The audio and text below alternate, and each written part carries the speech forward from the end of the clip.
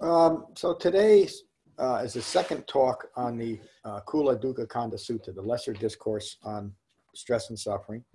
It is the 16th of 32 classes of our structured study of Vipassana.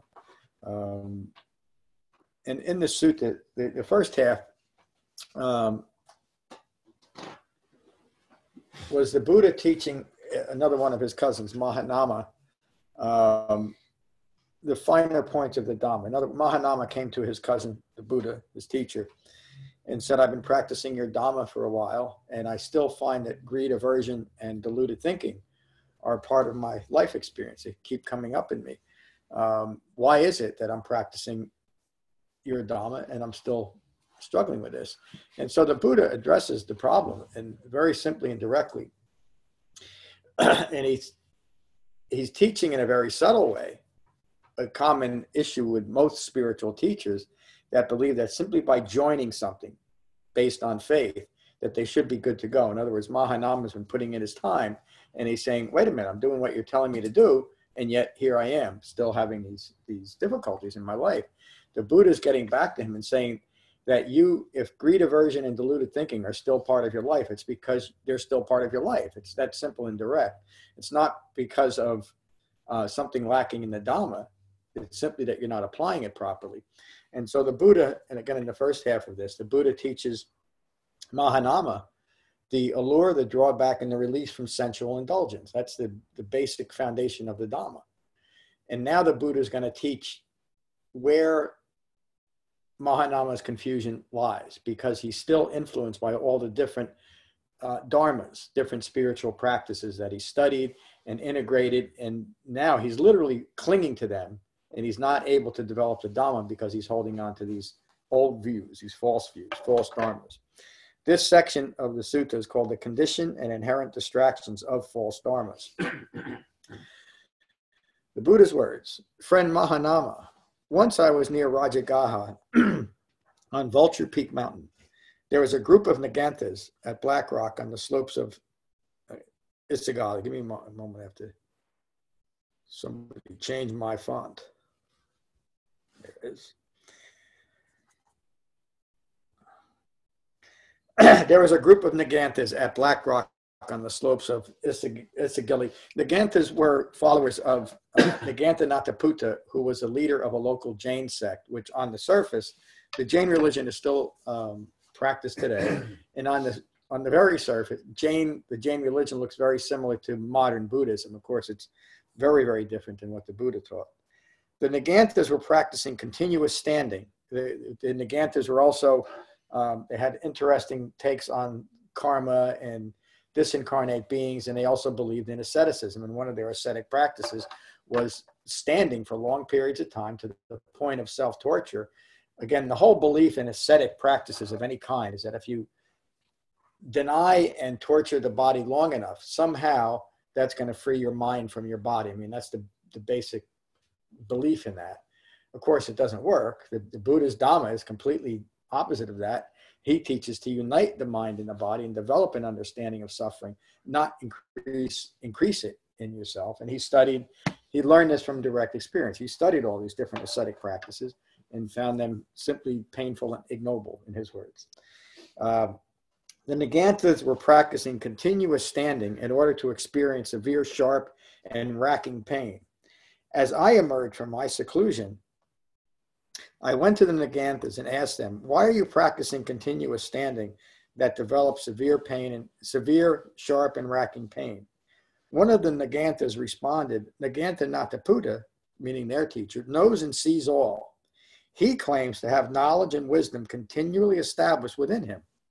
Nagantha has taught us that our past evil actions will be exhausted with these painful ascetic practices. That's that belief, a wrong belief in karma. And if you notice anything that would motivate someone to do something like this, to self-torture, requires a belief that there's something terribly wrong with them, doesn't it? I keep putting them on, hoping that I'll put them on and I'll see all of a sudden, but it doesn't. It doesn't work. I'm hoping for impermanence. the idea that I should do anything, stand for hours and hours, and that racking pain is good for me, is rooted in the belief that I deserve to suffer for some reason. But of course, that reason is a fabrication. It's the ultimate fabrication, that there's something wrong with me, or that I've done something so terrible that I should commit myself to self-torture. Of course, even if you've acted in a way that is so hurtful that a deluded mind might think so, it's still a deluded mind that thinks that that's the release. The release isn't from, a Christian word would be penance. The release from suffering isn't from further suffering, is it? I mean, that's just a ridiculous thought. But yet we believe it, and we have practices that have been going on for thousands and thousands of years. To this day, there's hundreds of thousands of people practicing this same thing that the Buddha is talking about here. That was the Buddha found 2,600 years ago, was a mere distraction and just painful, and we're still doing it today because of the same views rooted in ignorance. And Mahanama is justifying it, not Mahanama, the Naganthas are justifying it because that's what their teacher told me to do. And everybody else, meaning all the Naganthas, are doing it. So it must be right. Much like what occurs today. Nagantha Nataputta further taught us that if we are restrained in body, speech, and thoughts in the present, there will be no evil actions in the future. But of course, that's following this idea that you need to do a lot of severe ascetic practices to get to that point. So with the destruction of past evil deeds through these painful ascetic practices, and with no evil actions in the present, there will be no flow of the results of evil into the future. They're trying to manipulate their own belief in karma. With no flow of evil actions into the future, there is the ending of evil actions. So they're substituting ascetic practices for the Eightfold Path. The Buddha taught an Eightfold Path to interrupt the process of dependent origination that's rooted in ignorance and results in or culminates in ongoing greed, aversion, and deluded thinking, stress and suffering. Where the Naganthas and most spiritual seekers of his time and today think that release from suffering is through these severe ascetic practices or extreme beliefs, such as if I can do a lot of merit, do a lot of things in this lifetime, in a future lifetime, I'll free myself from the results of ignorance. Again, it contradicts everything the Buddha taught, doesn't it? The Buddha taught that each and every human being who ends their own ignorance will awaken in this lifetime and live a life of ongoing equanimity, peace, and happiness. And it has nothing to do at all, ever, with any type of external action or an action that is meant to have an external result. Is that clear? And is it clear that that's what the Buddha is teaching Mahanama here? Yes? Mm-hmm.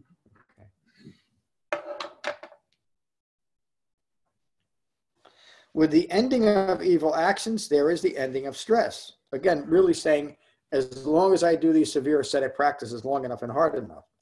With the ending of stress, there is the ending of feelings, and with the ending of feelings, stress and suffering will be exhausted. We, the Naganthas, approve of this teaching. We prefer this teaching and are gratified by this teaching. The Buddha responds, do you know that you existed in the past, or that you do not exist in the that you did not exist in the past? In other words, they're dragging all their lifetimes and doing penance with it through their ascetic practices. And even more ridiculous is, because it's based on past actions, the Naganthas and any other practitioner that does this are doing these extreme behaviors based on something they don't even know if it actually occurred. Because they're going into past lives. It's all based on fabrication and imagination, isn't it? And when do you stop? And when do you stop? You never stop. Because you never, with that way of thinking, you can never be good enough. You can never release yourself from that. That's really the allure of sensuality, is just that. You're stuck in it. That's why, the Christian belief of original sin is just so damning. Yeah. Because you're done. There's no way out of this suffering. It's awful. It's a horrible, pernicious belief that I couldn't understand it. I remember being 10 years old, being told this, and just think, what did I do? What did I do? I mean, really, literally, what did I do to deserve this? And I didn't, at the time, when you're brought up in a family that believes this way, you think that everybody does. I thought this is this is what I had to believe in order to live in the world. And I'm not using that as an excuse, but when I started acting out like most kids do, that was really my excuse. I've been told that I'm made by God to be a bad person. I have original sin. And it was licensed to act out. And then when people started confirming it by saying, yeah, you are a bad kid. Good. Let me show you. And it's just that. It was all that, of course, that was a fabricated belief in me that led to certain behaviors that I had to take responsibility. And it wasn't until I took responsibility. In other words, I couldn't blame my upbringing at some point. I mean, that's really why I say awakening is the best definition of awakening is full human maturity, because that's what it means. It wasn't until I started taking responsibility for every thought that I had, not just my behavior, the underlying thinking, that I was able to change it. And that's really what the Buddha is teaching Mahanama. And he's saying that's lacking in these other practices. There's no responsibility in it. And the example of that, I'm not taking responsibility, is let me go stand in a corner till all my misdeeds are washed away. It's nonsense. So the Buddha asked in that situation, do you know that you existed in the past or that you did not exist in the past? No, friend. Well, do you know that you did evil deeds in the past? No. And do you know that the stress resulting from these evil deeds has been exhausted, or that the stress resulting from these evil deeds remains to be exhausted, or even that the exhaustion of the stress resulting from these evil deeds can be exhausted?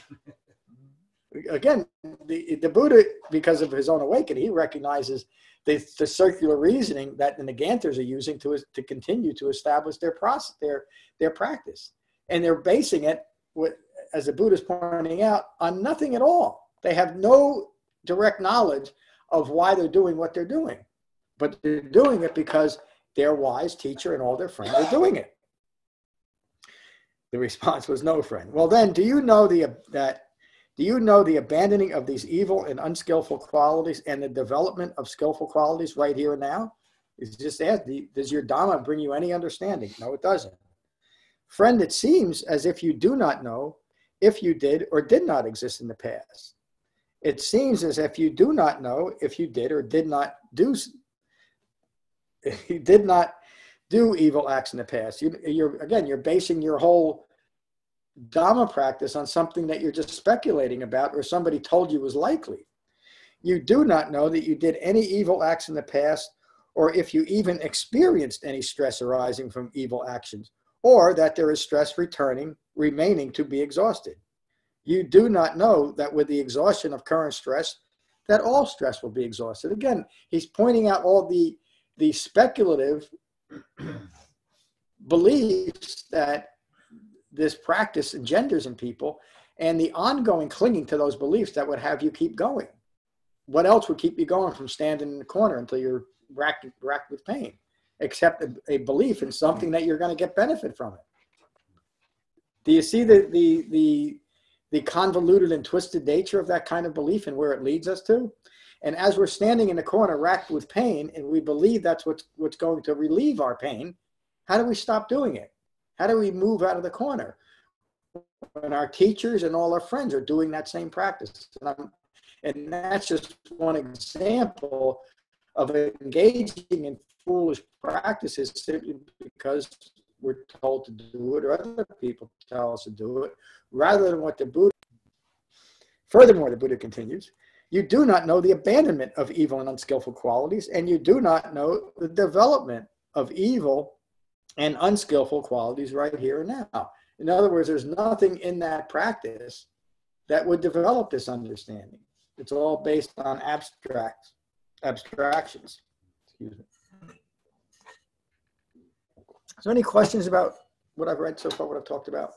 John, Yes. did the other leaders of that time think that the Buddha was radical because he was teaching understanding versus almost like a control?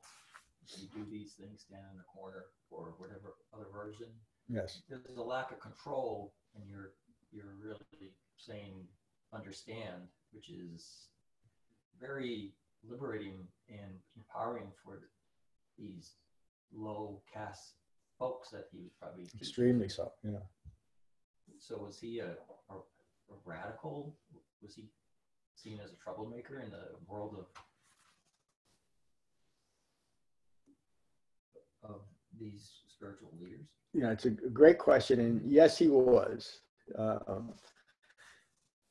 Initially, I think to this day that Buddha was the most radical thinker humanity's ever had. We're close, by the way, and many people thought that he was just insane. He was just another crazy guy that kind of came out of the wilderness with this new kind of teaching. But very quickly, as his sangha grew, and they very quickly, again, some like developed and many others, they were immediately living examples of something that worked. And so rather than even presenting themselves as just another bunch of spiritual seekers, they had something they could go out into the countryside and say, this is what I've developed already. Much the reason why we talk about as we develop the Dhamma, because it's important. So he was known as a troublemaker, as a rabble rouser, and he was just a brilliant thinker because he was willing to think in a way that was contradictory to everybody else's thinking. And if you think about it, again, as a sangha, we are doing the same thing within modern Buddhism and within the world. We're taking our thinking that is in accordance with the world, rooted in ignorance, and we're rooting our thinking rooted in something known as wisdom, known as Four Noble Truths. And so there is a big difference. And there were people that tried to kill the Buddha, killed Siddhartha. A few were even like David Datta was his cousin. He tried to kill him twice. In conjunction with the local king, King Bimbisara's son, I can't remember his name. David Datta, and do you remember? No, I remember the person. King Bimbisara's son got together and decided that, the David Datta would do well if he could take over the Buddha's sangha. That would establish his base of power, and it would give Bimbisara's son an immediate base of power, having that association. Right. And so they tried to kill them, and there were many other times. So King Bimbisara's son then killed his father. The king. Yeah. Out of greed and aversion and deluded thinking. So they're all there. And the same thing with David Datta. But it's all, I think the Buddha, even at that time, and his teachings in general have always challenged the power structure.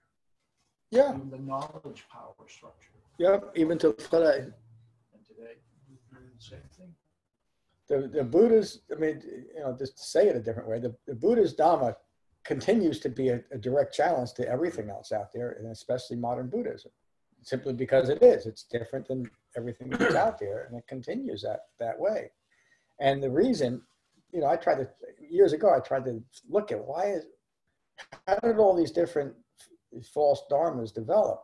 And I didn't understand until I started looking at the true nature of ignorance and continued eye-making. And it really is that simple. It's not wrong, but it's easily understood why false dharmas develop, because they allow us to continue our ignorant views while practicing something that we think will deliver us from that. Of course, the view is always rooted in a speculative experience, not a direct experience, like the Buddha's teaching here. And all those teachings make us dependent on the teaching, on the teaching and the teacher, rather than real liberation and knowledge.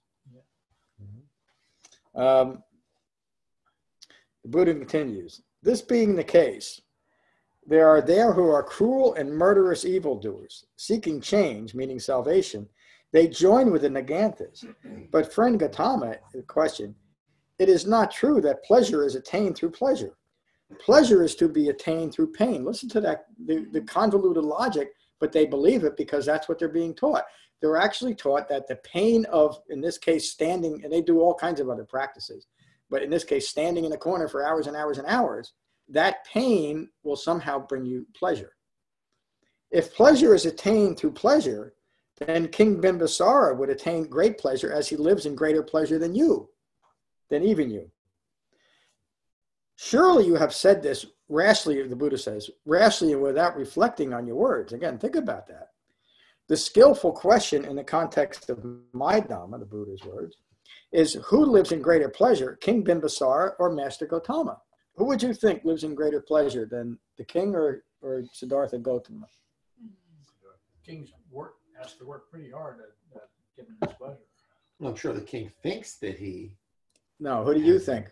Buddha. Buddha, of course. Okay. Who lives in greater pleasure, King Bimbisara or Master Gautama? Yes, friend Gautama, we did speak rashly and without reflection. Who does live in greater pleasure, King Bimbisara or Master Gautama? Well, I will counter question you. Answer as you see fit. Can King Bimbisara, without moving his body or uttering a word, dwell sensitive to pure pleasure for 7 days and nights, or even 6 or 5 or 4 or 3 or 2, or even for 1 day and night? Mindfully aware. No, friend. Now, without moving any body or uttering a word, I do dwell sensitive to pure pleasure for a day and a night, for 2 days and nights, for 3, for 4, for 5, for 6, for 7, for even 7 nights and days. So what do you think? Who dwells in the greater pleasure, King Bimbisara or myself? Then King Bimbisara. This is what was said by the great teacher. Mahanama was delighted at the Buddha's words. And that's the end of the sutta. Quick ending. Well, and the point made is once the full explanation was given to Mahanama, it was time to end that sutta and not get into more things, because he explained directly to Mahanama why he still had greed, aversion, and deluded thinking. He did not address sensual indulgence because he was still distracted by his old beliefs. And so the Buddha used his own experience of countering those beliefs directly to teach Mahanama. It's through the Dhamma that we gain liberation, not through clinging to any of our false beliefs. And that's how it's developed. So let's go around the room. Jen? Hi. Hi, everyone. Good morning. I was just thinking about how valuable the teaching is in terms of relationships and just interacting with other humans, and how if you have a well-concentrated mind, you can see where someone is coming up against themselves, and then you can directly question that to help them see it and help them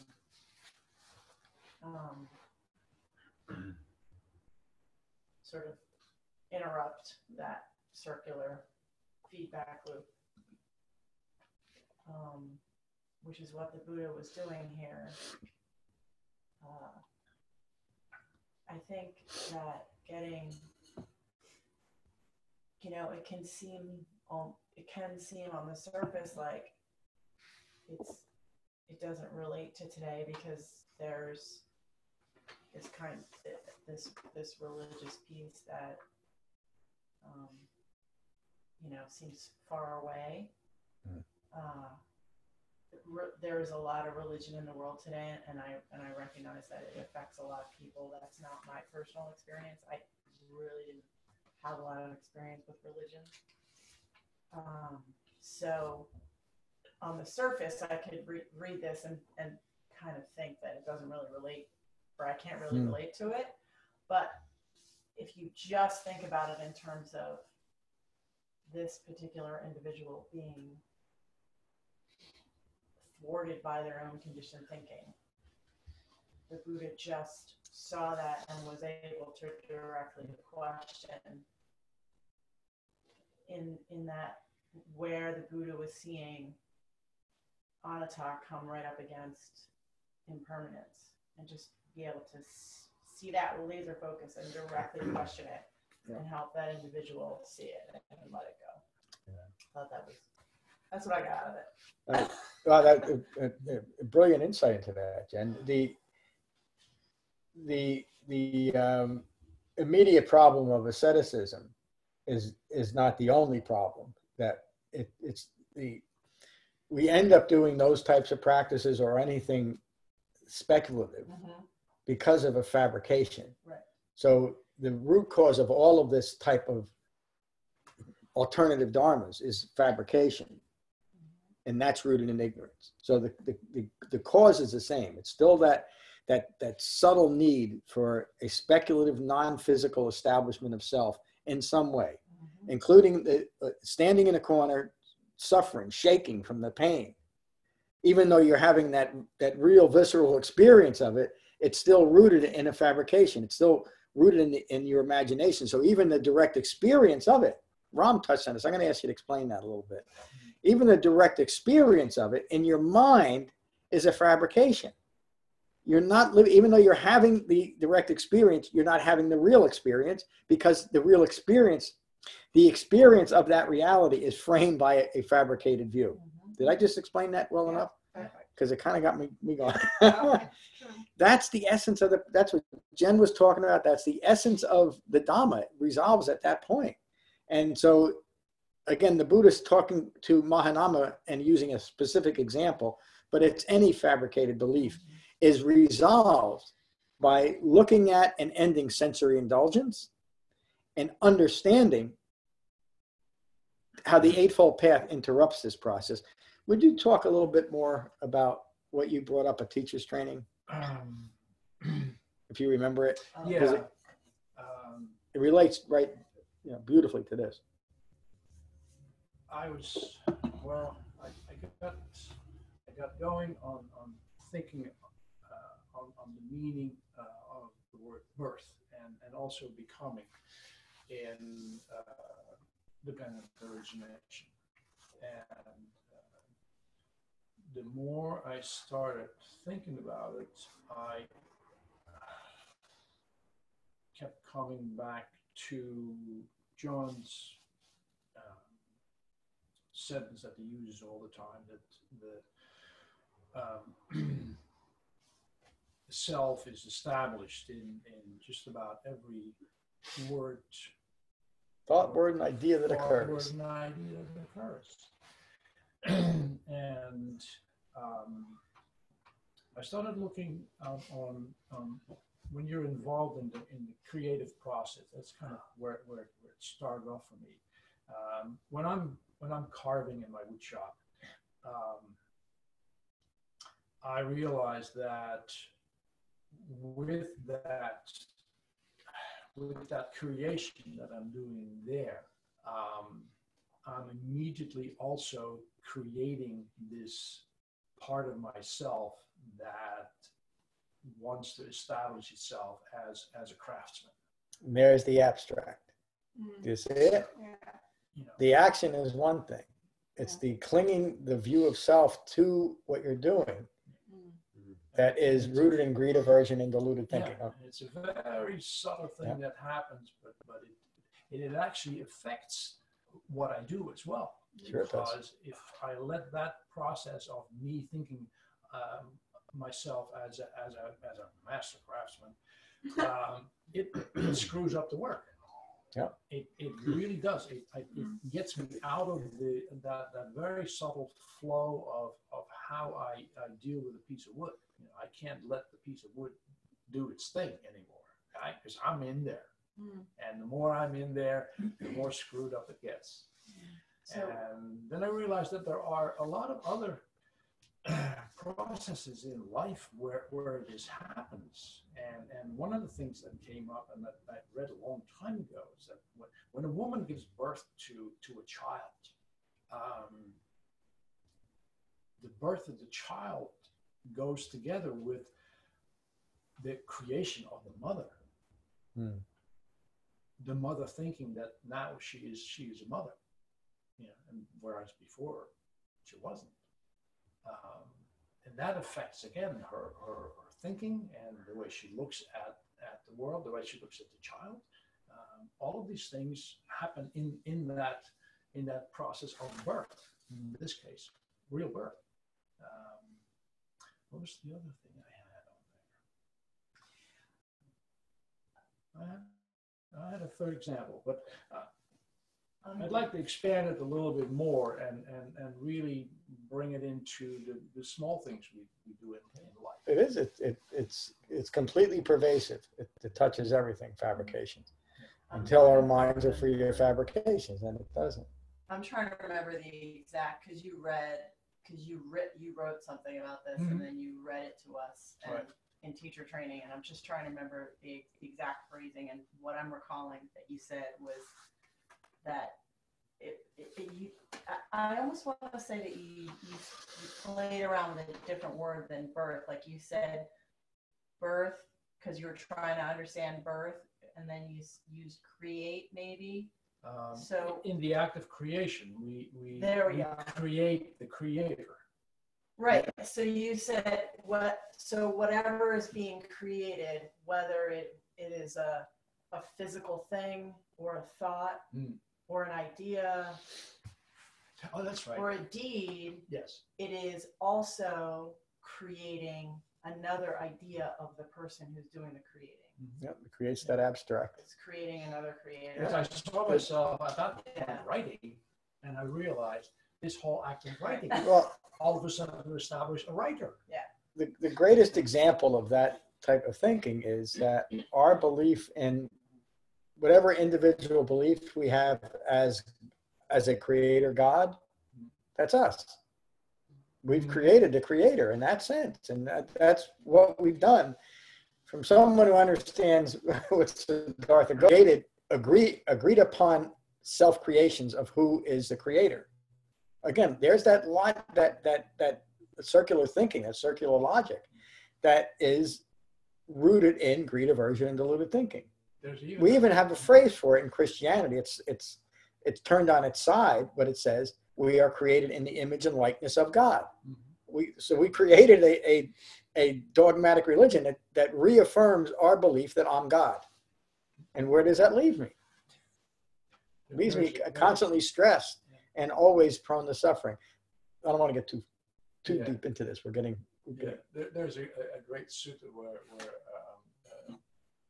the Buddha is kind of poking fun at all the devas and gods and all that, and he's talking about Brahma, who's then the creator. Yeah. He says, well, actually, he's not the creator.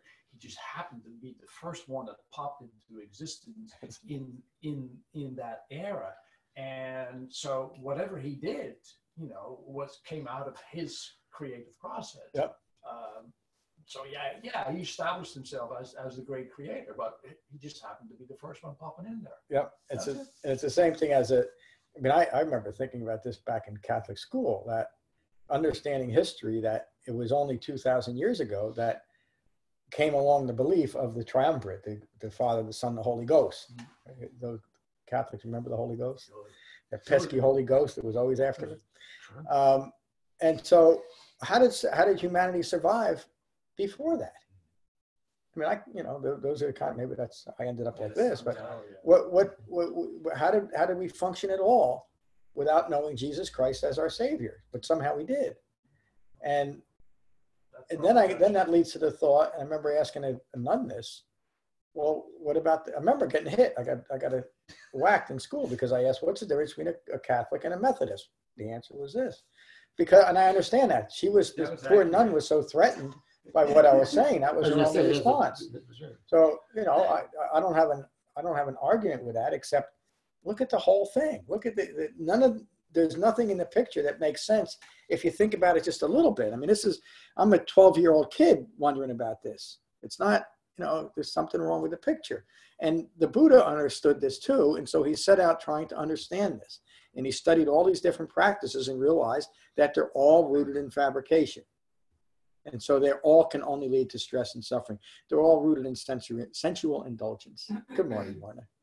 I'm sorry, Michael, did you have your hand up? I could wait down my time. No. Okay. All right. Yeah. Just to say that as far as, I think there's some reasoning that you can say that some people follow other religions because of the community spirit. Yeah, through association. Yep. Yeah, and sometimes the actual theme of the religion is not the main draw. Some people go to church because of there's like-minded people there, regardless what the guys in the pulpits saying. You know, it's just like they want to be a member of the community, or there's people there that they can associate. So there's that, which will build the numbers up and flood the numbers. Oh yeah, there's far more joiners than practicers in any, probably any organization, but certainly in religions. And then there's this, I don't know if I can really explain this very well, but I was sitting on my cushion at home meditating, and there's a tree outside the window, the sun was shining, and I was in the sunshine. The tree was, as the tree swayed, I was like in the light. Even with my eyes closed, I could see. I was either in the shade, or I was in the sunshine, I was in the shade, I was in the sun, as the tree was moving in the wind. And I clearly saw this as a distraction through my senses.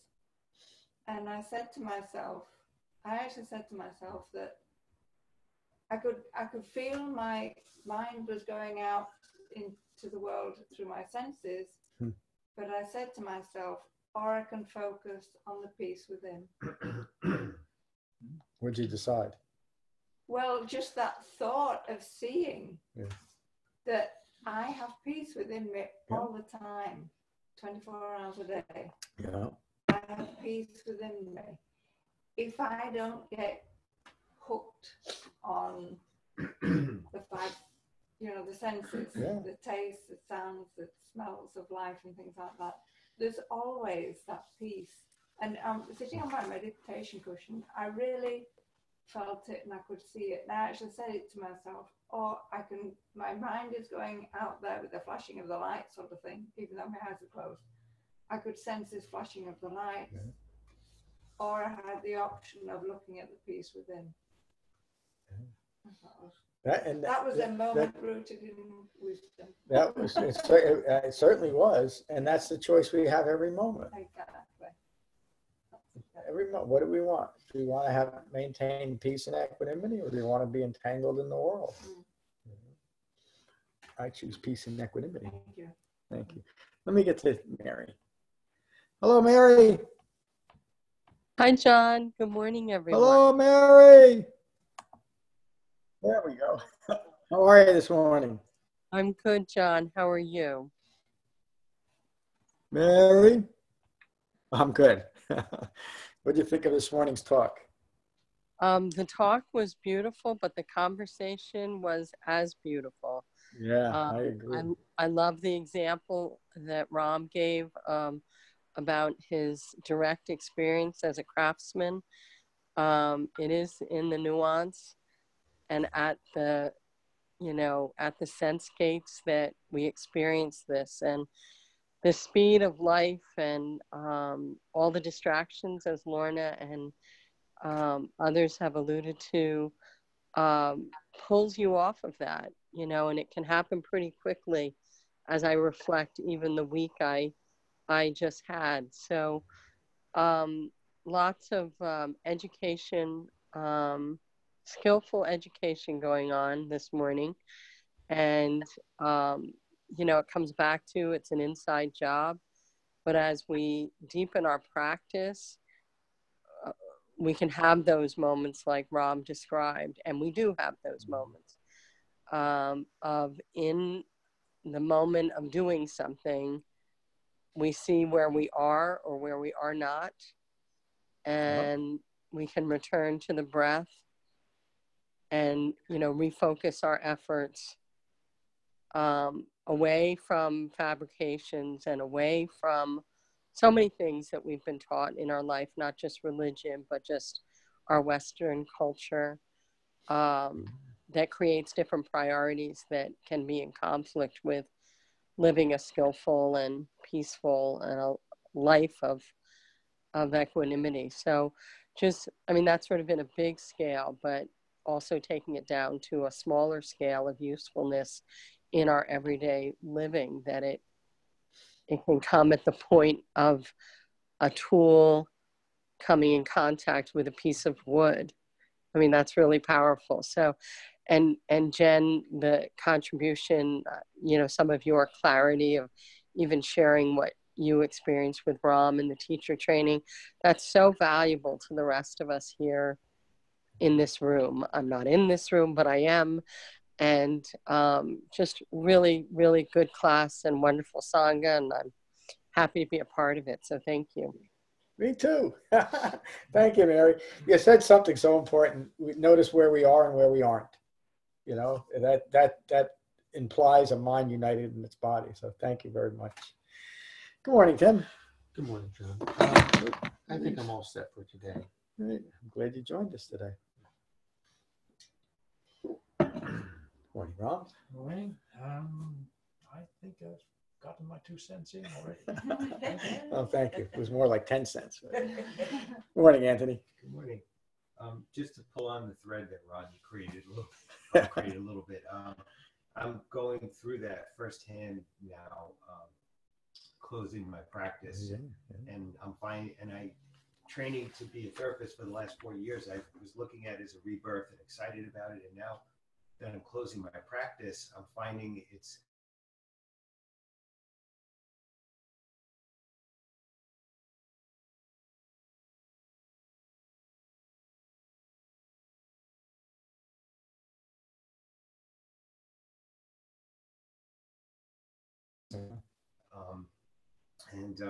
it's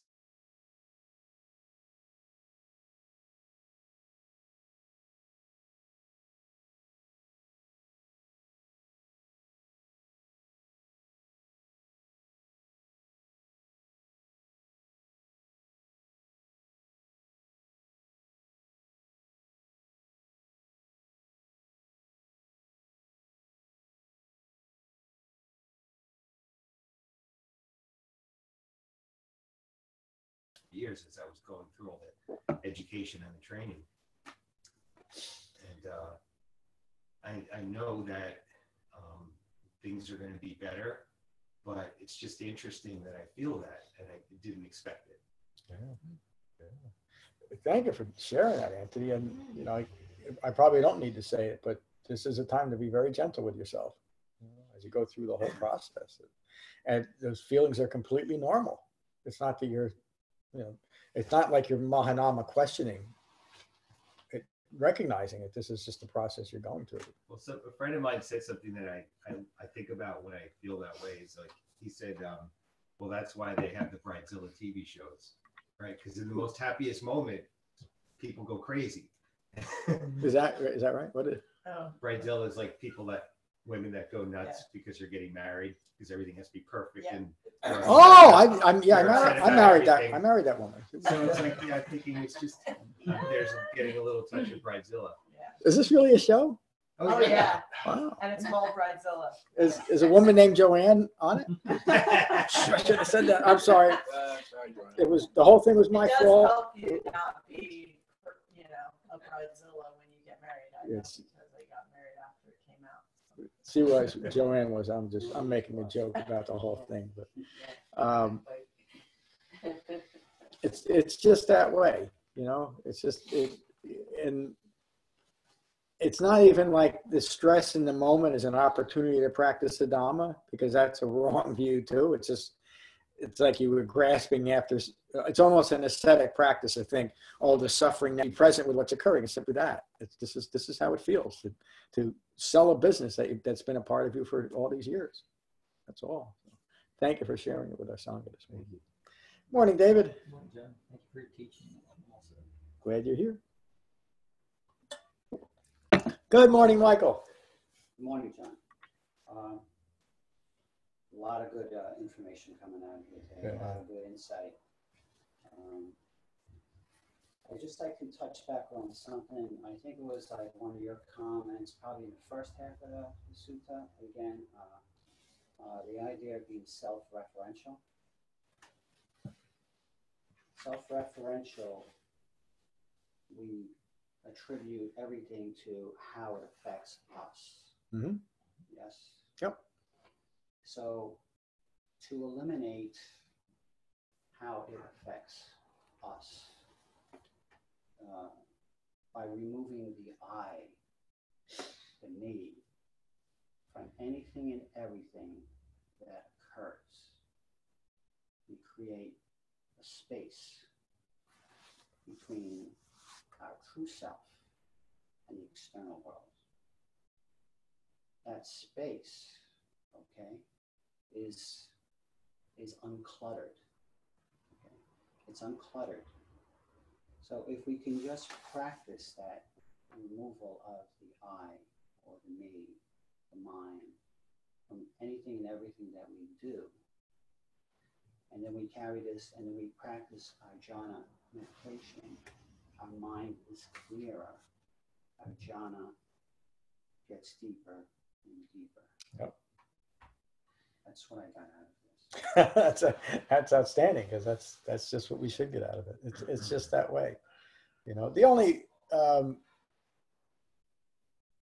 thing we're really doing in Dhamma practice is recognizing all of our wrong views, but all of our wrong views are simply one view. Yeah. This is not me. This is not mine. This is not what I am. Everything else is personalization. And when we let go of all that, then our mind is free and uncluttered to simply experience life as it is without any embellishments of what things should be. And I'm simply present with it. And you described it beautifully. Thank you. Good morning, Julia. Good morning, John. I enjoyed the conversation. Very deep. And the only thing I have to say about like religion, I think I recognized from a very early age that religion was something that was created by man to control, you know, kind of like almost like a political system. Yep. You know, and so religion is not spirituality. It's a different thing. That's true. So you can look at, you know, there might be some value in some of the books or the literature, because some of it is based on, you know, observations of the natural world and trying to explain it. That was the origins probably of religion. You know, humans trying to explain the phenomena of the natural world. Mm-hmm. So you can read all these different texts from all these different spiritual books, and sometimes it becomes very difficult to discern what is wisdom, where is the wisdom. So I always found that the only real way is by not trying to look at, it's kind of like going to the grocery store and saying, you know, looking at all the boxes of cereal and trying to pick a cereal out, you know, and you're like, oh my God, there's so many different kinds, you know? And so the best way is to go within, you know, to practice jhana. That's the only way to actually understand wisdom, not by having all these outside things. Yep. That sect that was in our sutta today, they seem to be like trying to experience extreme sensualness through the senses, so that they would separate their body from themselves. But that's only a temporary.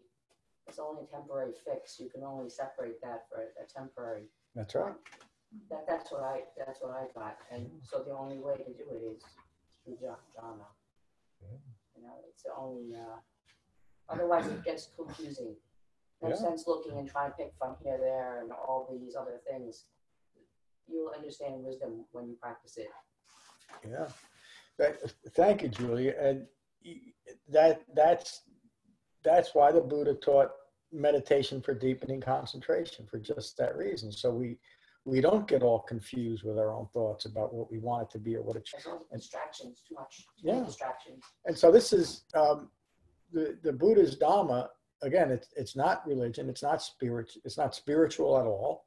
And just because it's not doesn't mean that those things are bad. But as a Dhamma practitioner,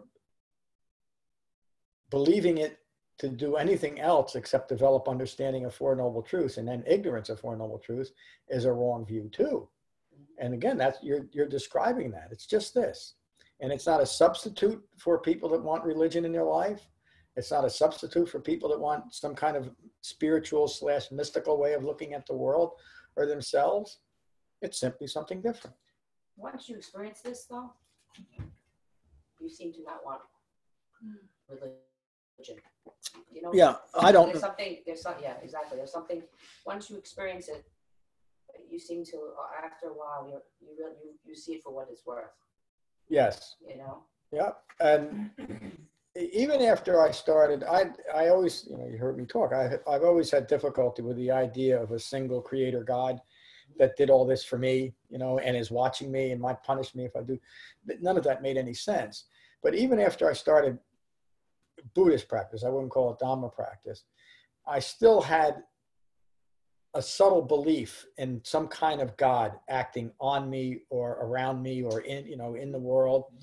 And it was very subtle, and it took a long time to just kind of recognize it as it came up and just come back to my breath, not figure out why am I still thinking. But now my mind is much more at peace because I don't have those beliefs nagging at me. There's nothing popping up, in a subtle way about any type of creation. And I'm still of the mind that maybe it is true. Maybe there's an individual or a group of some kind of beings that created all this, but it doesn't matter to me because it doesn't affect me right here, right now.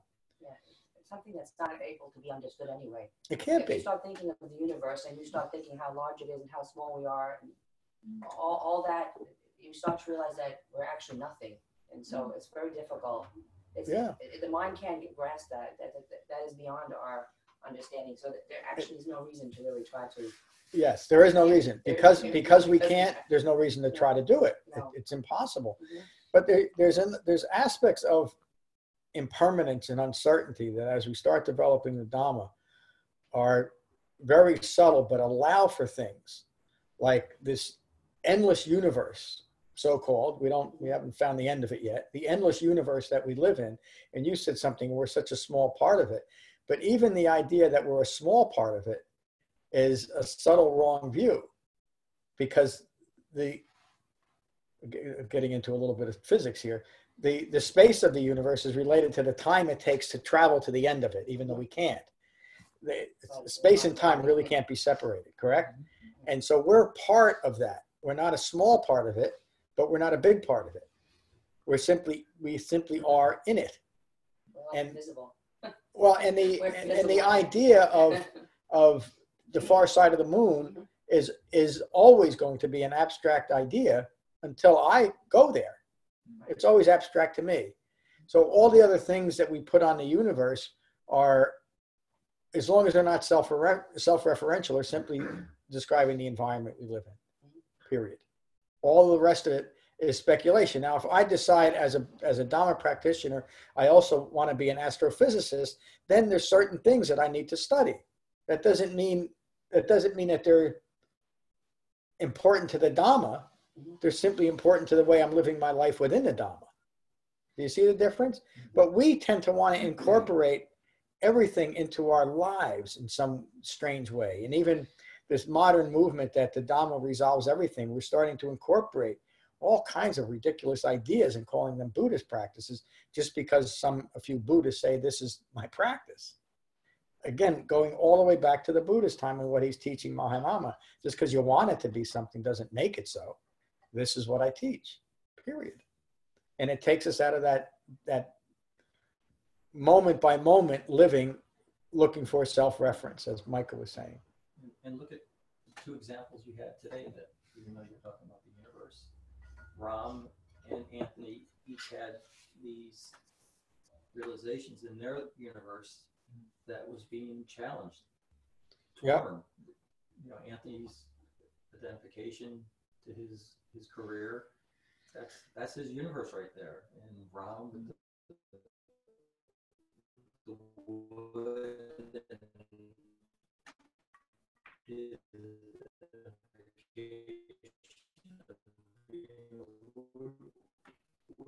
master. Yeah. So whether it's the universe or your mind. As Ron was talking about, he's a very accomplished, not a lie, but but having a thought while you're carving is a distraction, isn't it?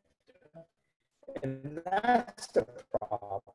And it's the same thing when we're creating the world that we're living in. If my thoughts are stuck in that, I'm stultifying our own thoughts. There is no freedom in that because we're fitting our view back to this creation that we made. And it's always stuck in this little box of me. When we let go of me, the box is open and we can create anything. Yeah. In this world. To follow up on that, it's also a distraction for me because I feel like it's preventing me from being happy and moving forward into my gently move through with mindfulness, because then you'll get through it without any residue of the past. Yeah. And you'll be truly able to be mindfully present with what you're doing now, free of dragging 30 years of law practice around with you. Yeah. And I recognize that it's natural because even people who break up with somebody are sad and they're the ones doing the breaking up. Yeah. That's true. Tim, you had a... Yeah, I'm trying to restrain today, but I have to say something. Sorry. We're just dancing around ego. Yeah. Okay, and that's why I kind of wanted to keep quiet. But whether it's what Ron was talking about, Nancy's talking about, or you're bringing up, the universe will end one day. It will be gone. Yep. We don't know how it started. We don't know how it ends. And that is not something the ego likes to deal with. And anything, whether it's a small piece of your life or my life, or a gigantic piece. And I think what Ron was talking about, I have my own business as well. And we touched on this on Tuesday. When we're doing something, we want to do a good job at it. That's not a bad thing, but it is ego-based. But I think that the right view would be to recognize that this is what I do. We want it to have a high quality, not because it makes me a better person and I'm better than this person or that person, but it's just because on the object or thing that I'm doing, it's going to be a high quality. And then don't cling to it, move on. And it's instant, we go through that every day, every moment of whether it's a tree in the sun or a piece of woodwork or ending or beginning a new chapter in life. And then when I look up in the universe with my telescope and I recognize that thing that looks so forever, it's not. Kind of beats back the ego, beats it back. And I think that that's something that we're all, every day of our lives, until we give that refined concentration through jhana practice, have to deal with. Well, yes, we and at some point we don't deal with it at all because it's simply it's simply the world we're living in. It's not a consideration anymore because this is simply life. And so we don't have to, we can accept the fact that what is occurring is simply what is occurring without the need to establish ourselves on the far side of the moon at the end of the universe. Where the universe is going to end, I need to figure out a way, where am I going to be?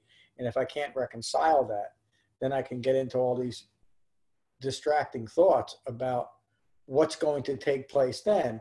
Well, hopefully by then I'll be in heaven or I'll be wherever it might be. You know, as long as I do all these things, I know the universe is going to come to an end, but I got my religion to follow when the universe is going to end, or even that we don't know, or to even speculate about it. What's most important is to have a mind free of fabrication. And all of that is really irrelevant, isn't it? Yeah. So we're placing an emphasis, it's a self-referential ego self that places a specialness on human life that is almost, just to use a word, it's almost sacrilegious to not believe in every moment is sacred, like it's almost put out there. People have written books about that. Every moment is not sacred, and it's not sacred. It's simply the life we're living, and don't make anything else out of it. One of the most important suttas is the Dukkha Sutta, because it explains clearly what every human being is and only what they can be, those 6 properties. But in the midst of being 6 properties, the opportunity for an amazingly meaningful life is always present. But it's only possible with a mind that's not rooted in ignorance. I saw that part too, where when I am caught up in this idea that, you know, I'm the craftsman, you know, when I'm creating this part of the self, that's what's keeping me from being present. Mm-hmm. From and in what I do, the direct consequence of that is either I screw up a piece of wood or I cut my fingers. Mm-hmm. In Anthony's situation, it's that he's had inability to let go of the previous practice. You can't really be very present in your new practice, mm-hmm. which is because it gets in the way. Mm-hmm. Yeah. Yeah, and that's true about our entire life. Yeah. So Ron was saying when he's not present, but you're describing not being present while you're actually working. And everybody that looked at you would say, boy, he's pretty focused on what he's doing. Yeah. But in your mind, you're stuck in the abstraction of Ram. I mean, and that's just it. I've said it often that you can't really tell from the outside, in most cases, where a person's thinking is, whether they're rooted in wisdom or rooted in ignorance, because it looks the same. Yeah. But internally, we know. I start reaching for the Band-Aids. Yeah. And, you know, I wasn't there. So you do what Lorna did when the shade and the sun. Mm-hmm. Yeah. Came back to the breath. Yep. It's all just that. It's all coming back, uniting the mind back in the body when we find it out. So what'd you say, Laura? And that was a thought rooted in wisdom, a rare thought. And it wasn't it was a thought, but it was a sensation and a feeling beyond what you're talking about. We're always got this ego thing. It was a rare moment. I didn't have an ego. It was there. Maybe I didn't express it very well. But no, you are. And one of the things, it's kind of a paradox. Yeah. You, by letting go of all those wrong views, even in that moment, you did have a strong connection to everything, did you? Yes. Because you weren't separating yourself out from anything. The ultimate unity consciousness that everybody seems to be chasing, or one world consciousness or one mind consciousness, it's achieved through the Dhamma, but only through the Dhamma. It's not in an abstract way. You have that actual experience. There's nothing remarkable to feel not disjointed from the world around me. It is remarkable when we separate ourselves through our own mind, or by grasping after abstractions, it says that I'm part of everything. It looks the same, doesn't it? Yeah. And yet I've created this separation from life itself in my own mind. Not because I don't have the right religion or right spiritual view. Michael, you have your hand up? Yeah, I do actually. I just want to, I don't know if this is accurate or not, but I'll say this and throw it out there and be tear it apart. As Ron was talking about woodworking, okay, there's awareness. Awareness is something that is most important in everything that we do. Okay.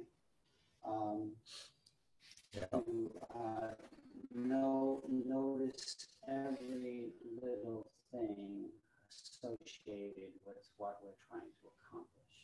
Okay. Life is what I believe is living the Dhamma. Okay. Yeah. Awareness of all things as we, whatever, at point of contact, whatever we're doing, whenever it happens. So,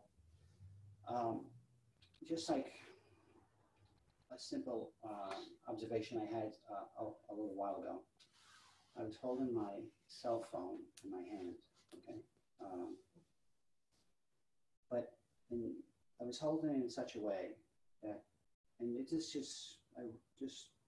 came just to my mind, and I don't know why, but I believe this is where this is going as far as awareness goes. I was holding the cell phone in my hand, but I wasn't looking. It was closed, and it was before I had opened it to do what I'm going to do and distract myself. I was holding it, and I looked at my hand, and I get all choked up when I talk about my hand. It's a joke, bad joke. I looked at my hand, and I realized what a remarkable thing the hand is, how it's supporting this phone at several different points. It's like you couldn't even design something as intricate or with the intricate abilities that your actual hand has. Yeah. So I kind of like, I'm not just I just looked upon that as a moment of being aware, awareness. Yeah. So, and that is kind of an acute awareness. And I think an acute awareness is something that if we develop, are mindful of, I think that is an essential part of the Dhamma. Yeah, it is. Another word for awareness would be mindfulness, and that's the Dhamma. Refined mindfulness that incorporates the Eightfold Path for all those things you're talking about. So very insightful, Michael. Thank you. Anthony, you had... I just said it also involves gratitude. Yeah, well, recognizing how fortunate we are. Something simple.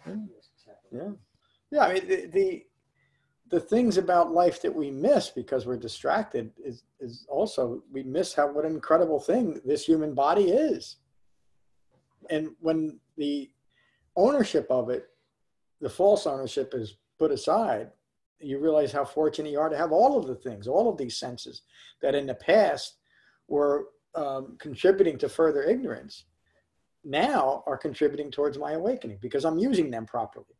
I'm using the sixth sense base in the way it's intended, from the point of view of right view rather than wrong view. And that's what you were describing. So, and just a little bit more on that, it's just like, it's not like...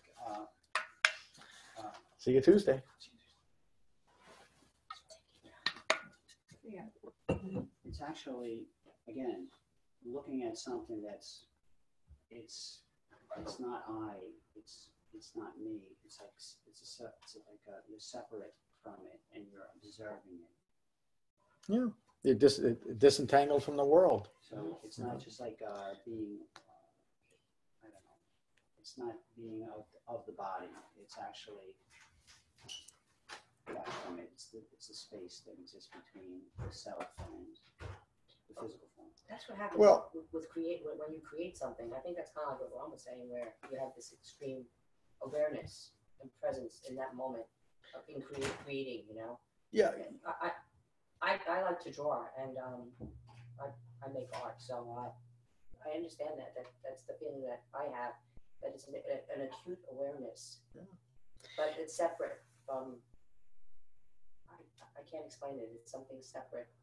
Well, from the world, It is, and the difficulty you're having in describing it is getting past the notion that there's something of substance that we're trying to describe. Michael mentioned a true self. In conversation, we have to use words to refer to something, but we know that there's no such thing as a true self. There's simply an ongoing experience, an ongoing human experience from a mind rooted in wisdom, or there's an ongoing human experience of a mind rooted in ignorance. The underlying mind is the same. It's a difference between a mind rooted in right view and wrong view. There's no real separation except in the way we think of things and think of ourselves in relation to the world. So everybody here, but you are really drilling down to the essence of what we're talking about, this 32 class experience of introspective insight into just this. This is where the Dhamma resolves. This is where we experience our awakening. It's in these moments that we're all describing, and what every one of us talked about is describing the practical experience of awakening in just that way. And it is. Jen just ducked in here? Yeah. We'll let her come out before we do meta.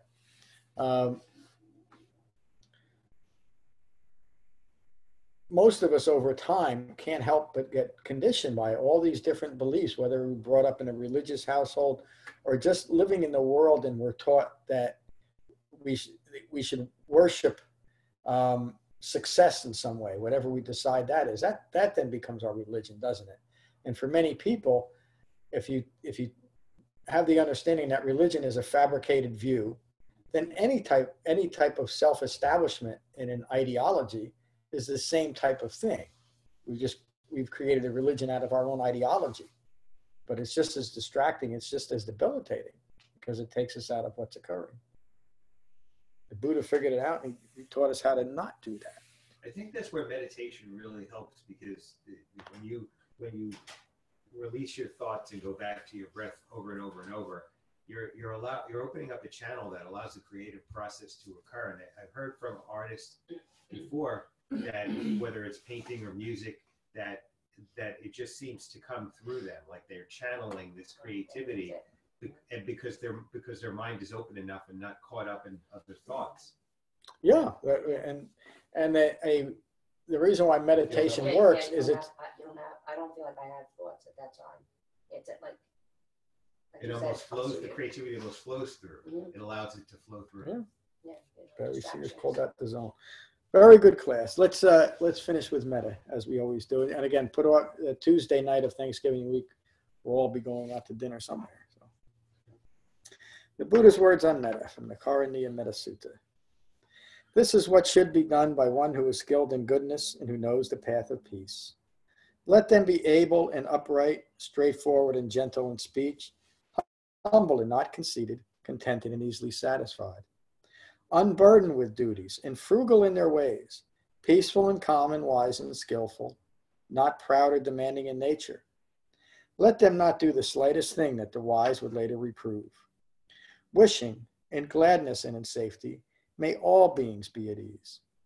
Whatever living beings there may be, whether they are weak or strong, omitting none, the great or the mighty, medium, short, or small, the seen and the unseen, those living near and far away, those born and to be born, may all beings be at ease.